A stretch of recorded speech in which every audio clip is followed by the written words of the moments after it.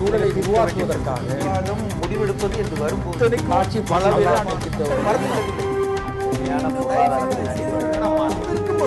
எதிர்த்து பேசிட்டு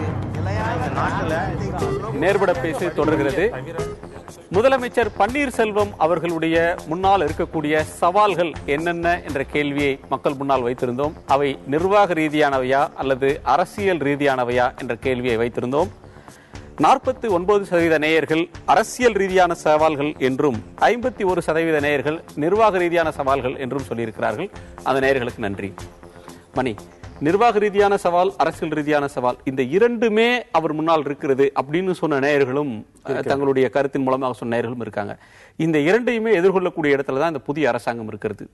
இப்போ அரசியல் ரீதியான சவால்கள்னா, இப்போ அண்டை மாநிலங்களுடனான இந்த கடந்த 3 ஆண்டு கால அரசியல் பார்த்தா இலங்கை தமிழர் பிரச்சனை ஒன்று இருக்கிறது. மத்திய அரசாங்கத்தினுடைய அணுகுமுறையோடு மாநிலம் கொண்டிருக்கக்கூடிய உறவு, அண்டை மாநிலங்களுடனான பிரச்சனைகள், முல்லை பெரியாறு, காவேரி போன்ற பிரச்சனைகள்ல இதையெல்லாம் இந்த அரசாங்கம் எப்படி எதிர்கொள்ள போகிறது? இன்னொன்று, அரசியல் ரீதியாக எதிர்க்கட்சிகள் எழுப்பக்கூடிய உள்நாட்டுடைய பிரச்சனைகள், தமிழ்நாட்டுடைய பிரச்சனை, மின்வெட்டு, சட்டம் ஒழுங்கு போன்ற பிரச்சனைகள், அவற்றை இவங்க எப்படி வெற்றிகரமா எதிர்கொள்வாங்கன்னு நினைக்கிறீங்க? இல்ல, இப்ப நான் பாக்குறது வந்து சென்ட்ரல் கவர்மெண்டோட இருக்கக்கூடிய ரிலேஷன்ஷிப் வந்து ஒரு பெரிய பிரச்சனையா இருக்கும்னு எனக்கு தோணுது. ஏன்னா அவங்க ஜெயலலிதா வந்து தொடர்ச்சியா வந்து மத்திய அரசோட சுமூகமான உறவு இருக்கணும். எஸ்பெஷலி மோடி வந்த பிறகு அவர்கள் தெரிவித்த வாழ்த்துக்களில் எல்லாம் அவர் அப்படிதான் சொல்லிட்டு இருந்தாங்க. அவங்க ஒரு செல்வாக்கு மிக்க தலைவர், பவர்ஃபுல் லீடர். அவங்க வந்து இன்றைக்கு சீன்ல இருந்து அகன்று இருக்கிறார்கள். அவர் தற்காலிகமாக வேணும். இப்போ வந்து ஓபிஎஸ் வந்து அவர் முதலமைச்சராக இருக்கும்பொழுது அவருடைய ஸ்டேச்சர் என்பது வந்து கண்டிப்பாக ஜெயலலிதாவுடைய ஸ்டேச்சர் நம்ம சொல்ல முடியாது. ஆகவே அவருக்கு வந்து சென்ட்ரல் கவர்மெண்டோட இருக்கக்கூடிய ரோல்ல வந்து தமிழ்நாட்டுக்கான நலன்களை எந்த அளவுக்கு பார்கெயின் பண்ணி வாங்கக்கூடிய அந்த வல்லமை அவருக்கு இருக்கும் என்பது ஒரு இது மாநில நலன்களை இந்த நிகழ்வு, இந்த புதிய அரசு வந்திருப்பது, ஜெயலலிதா சிறைக்கு போயிருப்பது என்பது தமிழ்நாட்டின் நலன்களை, குறிப்பாக மத்திய அரசுடனான உறவை, அண்டை மாநிலங்களின் உறவையும் பெரிய அளவில் ஆல்டர் பண்ணும், தமிழ்நாட்டுக்கு பாதிப்பு ஏற்படுத்தும் எனக்கு தோணுது. நீங்க எப்படி பார்க்கறீங்க அரசியல் ரீதியான சவால்களை இவங்க எப்படி எதிர்கொள்வாங்க? கண்டிப்பாக நாங்க வந்து மாண்புமிகு முதலமைச்சர் இன்றைய அனைத்து இந்திய அண்ணா திராவிட முன்னேற்ற கழகத்தினுடைய பொதுச் செயலாளர் அந்த இருக்கையில் இல்லாதது தமிழ் இனத்திற்கும் தமிழ் சமூகத்தினுடைய உரிமை சார்ந்த விஷயத்திலும் மிகப்பெரிய ஒரு இழப்பாக நாங்க கருதுறோம். உதாரணத்துக்கு அதை ஈடு செய்வார், ஓரளவுக்கு ஈடு செய்வார் திரு ஓ பன்னீர்செல்வம் என்பதில் மாற்று கருத்து இல்லை. ஆனா இன்றைக்கு கச்சத்தீவு மீட்க வேண்டும் என்கிறதுல உறுதியாக நிலைப்பாட்டோடு இருக்கிறது.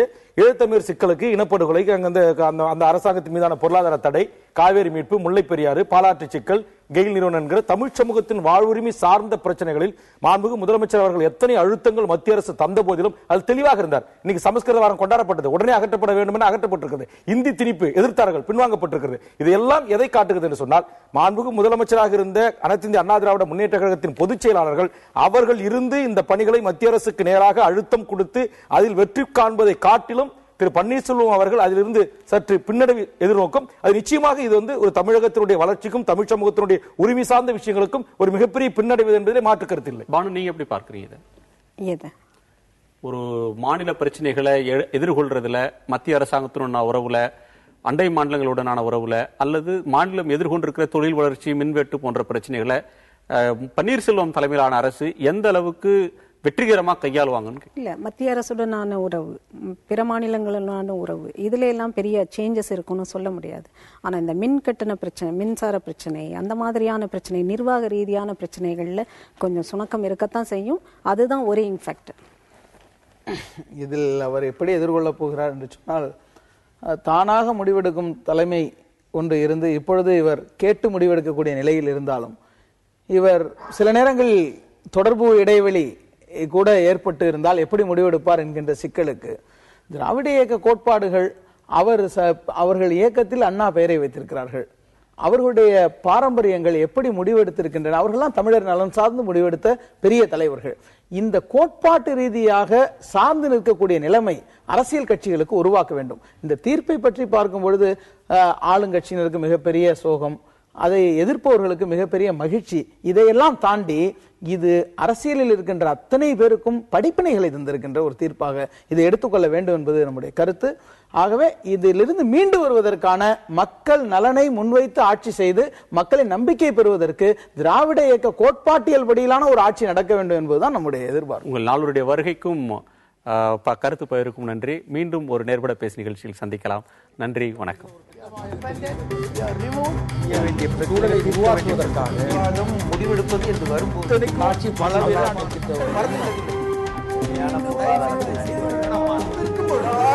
பேசிட்டு